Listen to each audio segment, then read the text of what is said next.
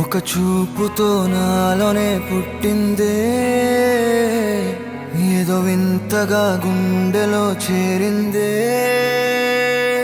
నువ్వెవ్వరో నాలో అని అడిగానే, తానేగా ప్రేమని తెలిపిందే. పరిచయం లేదని అడిగా ప్రేమంటే, కలిసాంగా ఇకపై మనమేగా అందే.